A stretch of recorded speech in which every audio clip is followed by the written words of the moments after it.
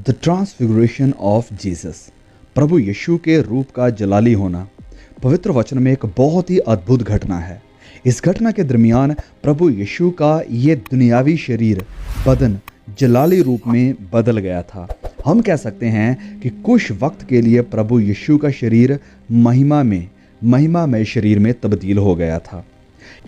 ये घटना उस वक्त घटी जब प्रभु यीशु अपने चेलों को बता चुके थे कि वह असल में कौन है, यानी कि अपनी आइडेंटिटी और अपना मिशन जाहिर कर चुके थे। तो जब हम इससे पहले चैप्टर को पढ़ते हैं तो यहाँ पर प्रभु यीशु अपने चेलों के से ये सवाल पूछ रहे हैं कि लोग उसके बारे में क्या कहते हैं, और आप यानी चेले, आप लोग मेरे बारे में क्या कहते हो कि मैं कौन हूँ। चलिए वचन से हम इस सारी घटना को पढ़ते हैं एंड देन आगे बढ़ते हैं। लिखा है मत्ती अध्याय 16 वचन 13 से, यीशु कैसरिया फिलिप्पी के प्रदेश में आकर अपने चेलों से पूछने लगा कि लोग मनुष्य के पुत्र को क्या कहते हैं, यानी वे अपनी बात कर रहे हैं। तो उन्होंने यानी चेलों ने कहा, कुछ लोग तो यूहन्ना बपतिस्मे देने वाला कहते हैं, कुछ लोग एलिया, कुछ यिर्मयाह या भविष्यवक्ताओं में से कोई एक कहते हैं। तो यहाँ पर प्रभु यीशु ने लोगों का ओपिनियन तो लिया कि लोग मेरे बारे में क्या कहते हैं, और लोगों की बहुत ही अलग अलग विचारधारा थी प्रभु यीशु को लेकर। कुछ कह रहे थे कि ये वही यूहन्ना है जिसे कि राजा हेरोदिस ने मरवा दिया है, या फिर वो फिर से जिंदा हो गया है। और कुछ लोग कह रहे थे कि प्रभु यीशु एलिया है जो कि दोबारा आ चुका है। कुछ लोग कह रहे थे कि ये यिर्मयाह है या यशायाह है या कोई और भविष्यवक्ता है। तो प्रभु यीशु के वक्त में उससे सुनने वाले और उसके कामों को देखने वाले लोग उसे अलग अलग नबियों के साथ जोड़ रहे थे जो कि यहूदियों के इतिहास में आए थे, और ये सब लोग भी प्रभु यीशु की एग्जैक्ट आइडेंटिटी से वाकिफ़ नहीं थे। लेकिन इन सब विचारों के सुनने के बाद प्रभु यीशु अपने असल सवाल के ऊपर आते हैं कि यस, लोग जो कह रहे हैं वो मैंने नहीं रखता है। कुछ लोग आज भी उसे ईसाइयों का गुरु कहते हैं, कुछ लोग उसे मुस्लिम कहते हैं, कुछ लोग उसे अलग अलग नामों से जानते हैं।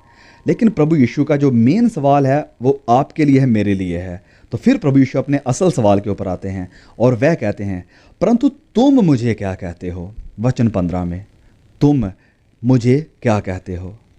तो ये शब्द तुम यानी यू जो इस्तेमाल हुआ है ये प्लूरल है, जिसका मतलब है कि प्रभु यीशु का ये सवाल किसी एक अकेले चेले के लिए नहीं था, किसी एक शागिर्द की तरफ नहीं था, वरन सभी की तरफ था। जितने भी लोग उस वक्त उसे सुन रहे थे, ये सवाल प्रभु यीशु का सभी के लिए था। सभी के लिए प्रभु यीशु मसीह ये सवाल करते हैं कि तुम मेरे बारे में क्या कहते हो। शमौन पतरस ने उसी वक्त प्रभु यीशु को उत्तर दिया कि तू जीवते परमेश्वर का पुत्र मसीही है। यीशु ने उसको कहा, शमौन को, कि हे शमौन, योना के पुत्र, तू धन्य है, क्योंकि मांस और लहू ने नहीं परंतु मेरे पिता ने जो स्वर्ग में है ये बात तुझ पर प्रकट की है। और मैं भी तुझसे कहता हूँ कि तू पतरस है, और मैं इस पत्थर पर अपनी कलीसिया बनाऊंगा, और अधोलोक के फाटक इस पर प्रबल ना होंगे। तो शमौन पतरस का जवाब, रिस्पॉन्स प्रभु यीशु के सवाल के लिए बहुत ही जल्द था और बिल्कुल सही था कि तू जीवते परमेश्वर का पुत्र मसीही है। और प्रभु यीशु ने इस बयान को, उसकी इस बात को कंफर्म भी किया कि जो तूने कहा बिल्कुल सही है, मैं वही हूँ, खुदा का बेटा और दुनिया को बचाने वाला मसीहा। और प्रभु यीशु कहते हैं कि ये बात तूने अपनी तरफ से नहीं कही, पिता ने तेरे ऊपर इस बात को जाहिर किया है। तो प्रभु यीशु अपने चेलों के सामने अपनी पहचान जाहिर कर चुके हैं, अपनी आइडेंटिटी। तो प्रभु यीशु अपनी आइडेंटिटी जाहिर करने के बाद, ताकि उन्हें पता चल सके कि वह असल में है कौन, अब प्रभु यीशु उन्हें यह बताना शुरू कर देते हैं कि उसका मिशन क्या है, मकसद क्या है इस दुनिया में आने का। और वह कहते हैं कि अब जबकि आप जान चुके हैं कि मैं असल में हूँ कौन, मैं मसीहा हूँ, दुनिया को बचाने वाला, जैसे कि पतरस ने कहा है, तो मैं अपने लोगों को बचाऊंगा कैसे। प्रभु यीशु कहते हैं कि मैं यरूशलेम में जाऊंगा, वहाँ पर मुझे मार दिया जाएगा, पकड़ा जाएगा, और फिर मैं मुर्दों में से जिंदा हो जाऊंगा। तो प्रभु यीशु यहाँ पर अपने मरने और जी उठने की भविष्यवाणी तो कर ही रहे हैं, जो कि पूरी हुई थी। साथ ही साथ वह चेलों को अपना मकसद, अपना मिशन भी बता रहे हैं कि कैसे वह अपने लोगों को बचाएंगे, कैसे वो एक मसीहा बनेंगे। मसीहा होता है अपने लोगों को बचाने वाला। तो अपना लहू देकर, अपनी जान देकर, और फिर इसे कन्फर्म करेंगे मुर्दों में से जिंदा होकर।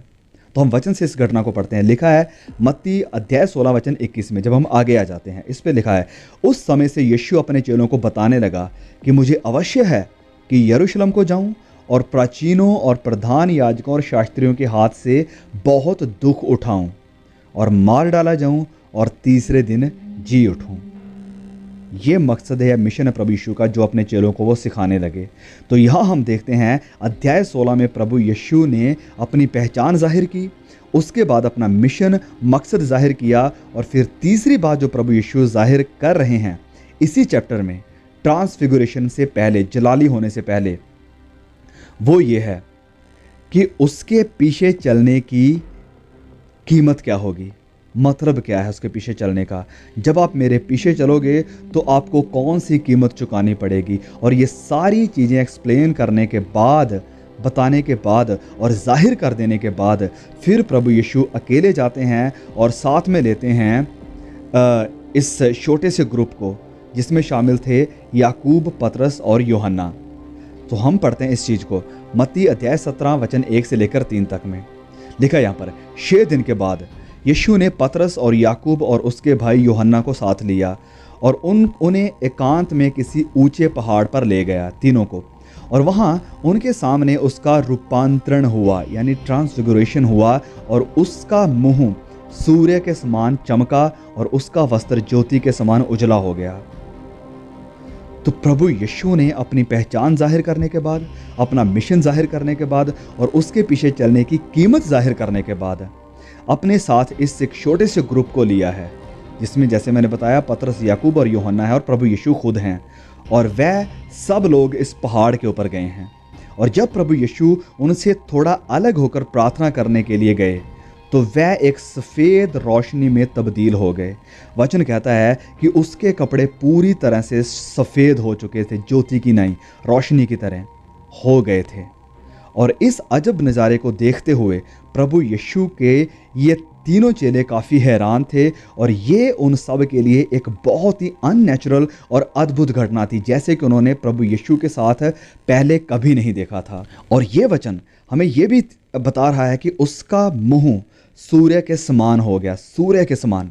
तो थोड़ा सोच कर देखिए, सूर्य के समान चमकने लगा, रोशनी ने प्रभु यीशु को चारों तरफ से घेर लिया था, उससे बिल्कुल कवर कर लिया था। प्रभु यीशु का ये रूपांतरण होना, यानी अपने जलाल में प्रकट होना, चेलों के लिए बिल्कुल नई और अनोखी बात थी। प्रभु यीशु मसीह का इस तरह अपने जलाल में प्रकट होना, रूपांतरण होना, पवित्र परमेश्वर की उस महिमा को भी दिखाता है जो कि पुराने नियम में हमें देखने को मिलती है, जिसे कि शकीना कहा जाता था। और ये सब कुछ हुआ ये जाहिर करने के लिए कि प्रभु यीशु वही खुदा है जो पुराने नियम में काम करता था और बात करता था। तो हाँ, ये पुराने नियम की तरफ तो इशारा कर ही रहा था, परमेश्वर की महिमा को दिखाकर, वरन ये आने वाले समय की तरफ, भविष्य में जब प्रभु यीशु अपनी महिमा में, अपने जलाल में प्रकट होंगे, तो ये उस चीज़ की तरफ भी इशारा कर रहा था कि प्रभु यीशु नेक्स्ट टाइम मेमने के समान नहीं आएंगे, वरन अपनी पूरी महिमा में आएंगे, जो कि उसका असल रूप है।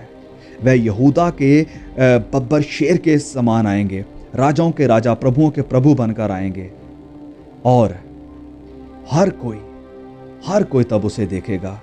सिर्फ 3 लोग ही नहीं देख पाएंगे, वचन में लिखा है कि हर आंख उसे देखेगी कि यस, यही खुदा का बेटा प्रभु यीशु मसीह है।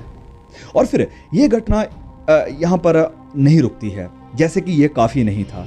प्रभु यीशु के रूप का जलाली होना, वचन में आगे लिखा है कि मूसा और एलिया उसके साथ बातें करते हुए दिखाई दिए। मूसा और एलिया तो पवित्र बाइबल के पुराने नियम के 2 बहुत ही प्रोमिनेंट चेहरे, इंसान आते हैं और आकर प्रभु यीशु मसीह के साथ वार्तालाप करते हैं, बातचीत करते हैं, राबता करते हैं। और ये सीन प्रभु यीशु का मूसा और एलिया के साथ बातें करना इस बात को भी जाहिर करता है कि जो लोग मर चुके हैं, जैसे कि मूसा, उनके पास एबिलिटी है बातें करने की और बातों को समझने की। और ये दोनों उन लोगों को भी रिप्रेजेंट करते हैं जो लोग परमेश्वर के राज्य का हिस्सा होंगे, जैसे कि वो जो विश्वास में मर गए हैं, जैसे कि मूसा, और वह लोग जो जिंदा आसमान में उठा लिए जाएंगे जब प्रभु यीशु अपनी महिमा में दूसरी बार आएंगे अपने लोगों को लेने के लिए। और एक और बात, ये दोनों रिप्रेजेंट करते हैं पुराने नियम को। मूसा रिप्रेजेंट करता है व्यवस्था यानी लॉ को, और एलिजा रिप्रेजेंट करता है भविष्यवाणियों को, प्रोफेसीज को। और साथ ही वहाँ पर प्रभु यीशु के चेले भी हैं जो कि रिप्रेजेंट कर रहे हैं न्यू टेस्टामेंट को।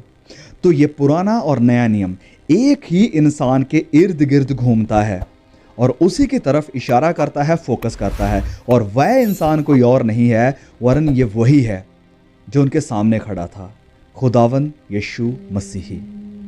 तो आगे क्या लिखा है वचन में? आगे लिखा है कि इस पर पतरस ने यीशु से कहा, हे प्रभु, हमारा यहाँ रहना अच्छा है। यदि तेरी इच्छा हो तो मैं यहाँ 3 तंबू बनाऊं, एक तेरे लिए, एक मूसा के लिए और एक एलिया के लिए।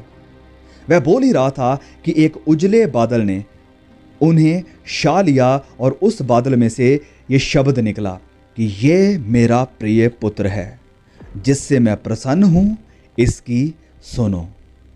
चेले ये सुनकर मुंह के बल गिर गए और अत्यंत डर गए। तो जब पतरस, जो कि हर वक्त बोलने में जल्दबाज है, बिल्कुल तैयार रहता है, तीनों के लिए टेंट बनाने की बात कर ही रहा था, तो उसी वक्त खुदा ने, पिता ने उसे रोका और कहा कि ये मेरा प्यारा बेटा है, इससे मैं बहुत प्रसन्न हूं, इससे मैं खुश हूं, तुम लोग इसकी सुनो। तो प्रभु यीशु की पहचान जो कि इस चैप्टर से पहले हुई थी कि तू खुदा का बेटा मसीही है, इस चीज को फिर दोबारा से पिता परमेश्वर ने खुद वैलिडेट किया, इसके ऊपर मोहर लगा दी, खुद ये कहते हुए कि ये मेरा बेटा है जिससे मैं प्रसन्न हूं, खुश हूं, इसकी सुनो। तो जब पिता परमेश्वर ने ये बात कही इन चेलों से, तो उनका रिएक्शन क्या था? How did they react?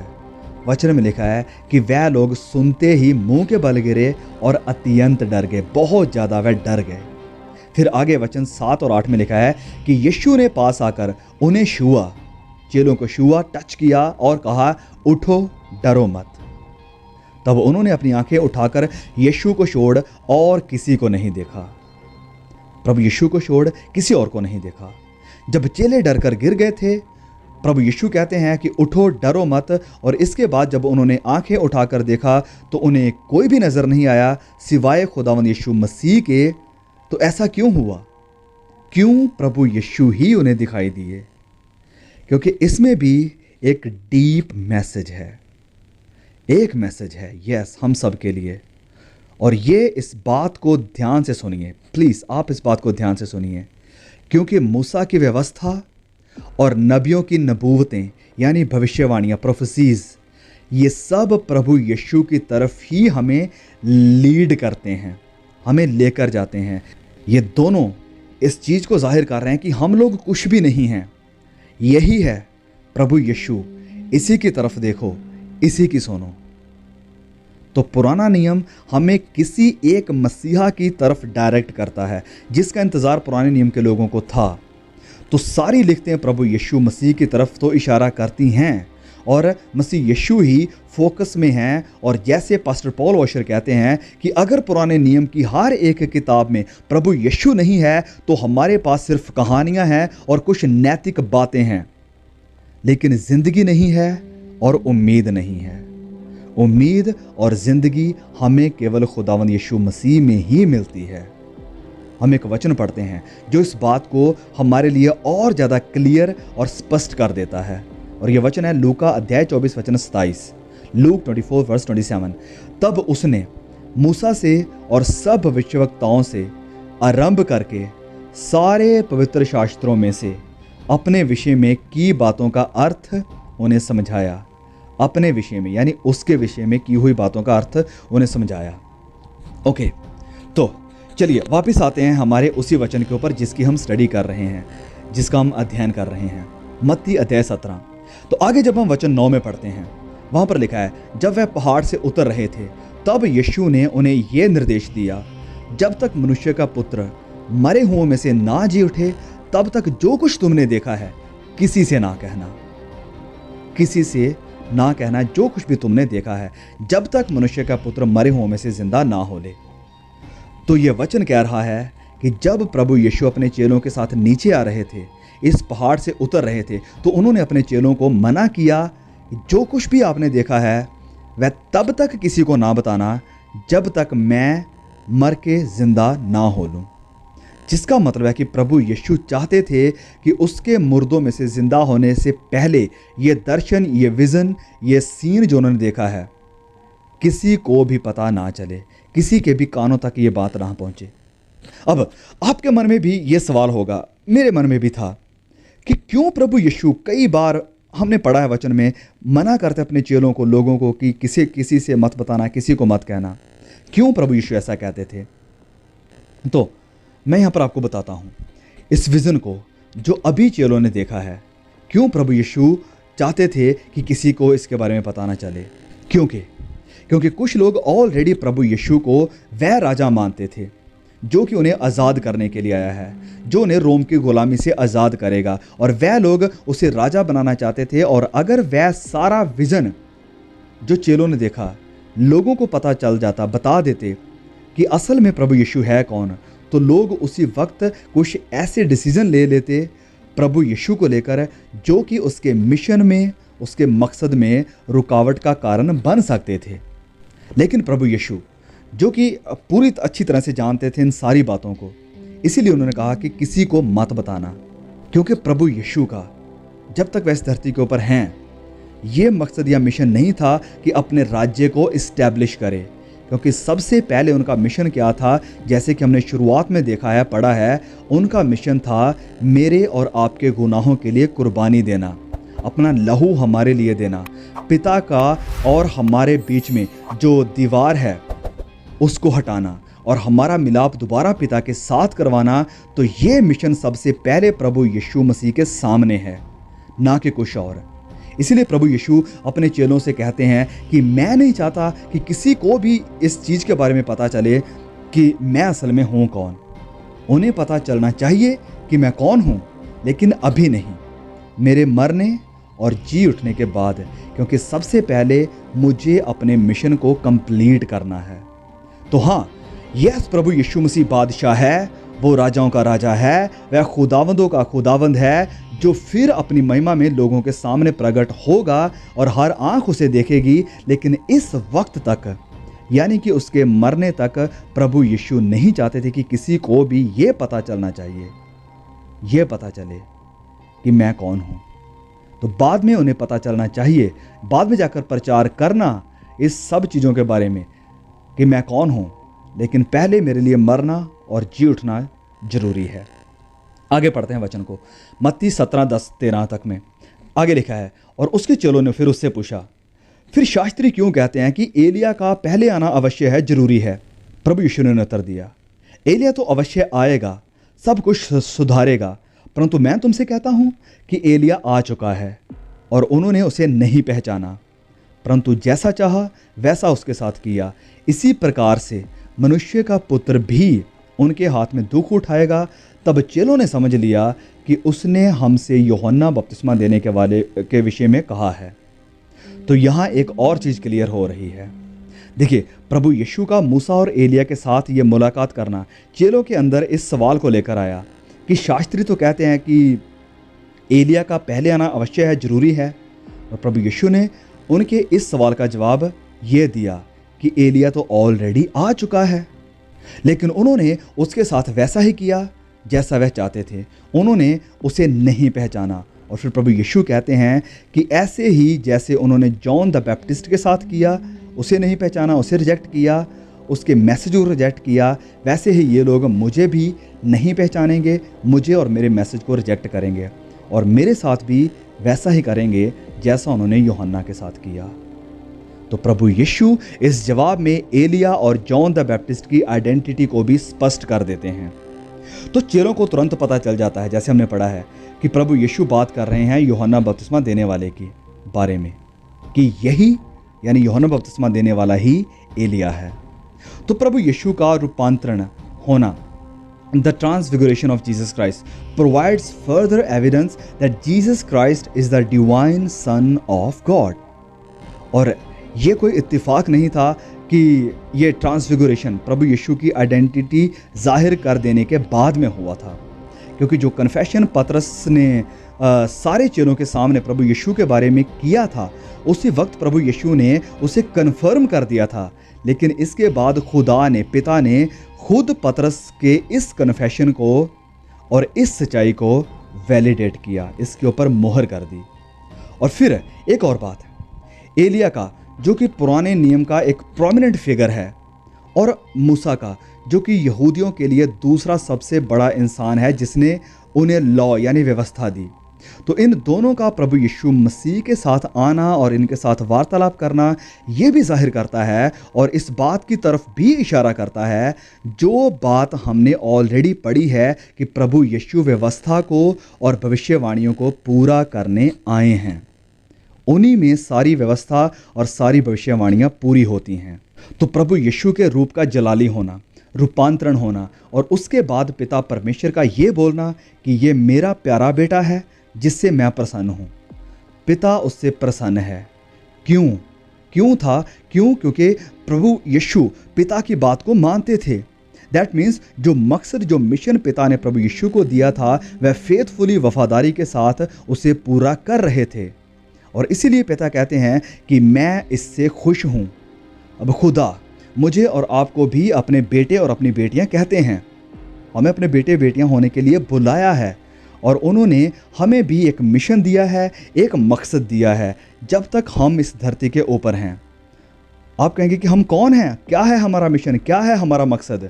Well, इतना वक्त नहीं है कि हम उस सारी चीज़ को इस वीडियो में डिटेल में जानें। हमने एक बहुत ही स्पेशल, एक बहुत ही बढ़िया आत्मिक वीडियो बनाया था जिसका नाम था द एम्बेसडर्स ऑफ क्राइस्ट, मसीही के राजदूत।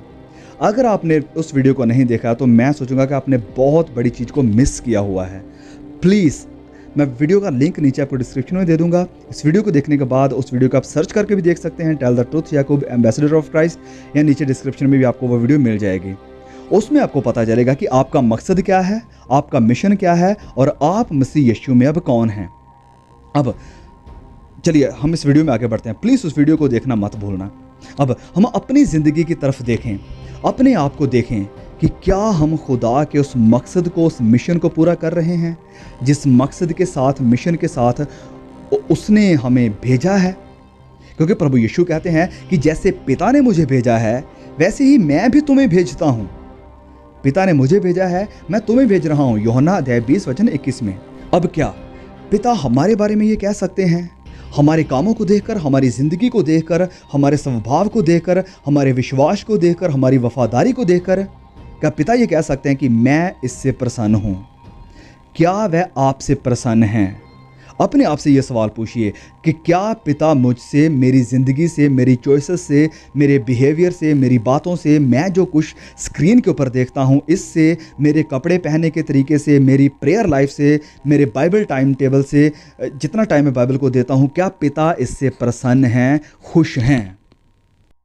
और फिर एट द एंड, अंत में, प्रभु यीशु मसीह के इस ट्रांसफिगुरेशन से, जलाली होने से हमें एक उम्मीद भी मिलती है, एक फ्यूचर के लिए होप, कि ऐसे ही एक दिन हमारे खुदा प्रभु यीशु वापस अपनी महिमा में, अपने जलाल में इस धरती के ऊपर आएंगे, लौटेंगे, और तब जितने भी हमारे कष्ट हैं, जितना भी हमारा रोना है, जितने भी हमारे आंसू हैं, ये सब आनंद में बदल जाएंगे जब हम उसे उसकी महिमा में आते हुए देखेंगे, जब हम उसके साथ बादलों में उठा लिए जाएंगे।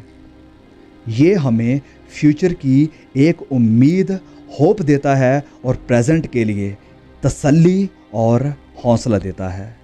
मुझे उम्मीद है कि आपने ज़रूर बहुत बड़ी ब्लेसिंग को पाया है इस वीडियो के थ्रू, इस मैसेज के थ्रू। प्लीज़ और भी चर्च मेंबर्स के साथ, अपने दोस्तों, रिश्तेदारों, भाई बहनों के साथ शेयर जरूर कीजिए। And don't forget to subscribe our channel and hit the bell icon so that you never miss any updates from my channel. Okay, so see you again. God bless you. परमेश्वर मुझे, आपको, हम सबको संभाल कर रखे। आमीन।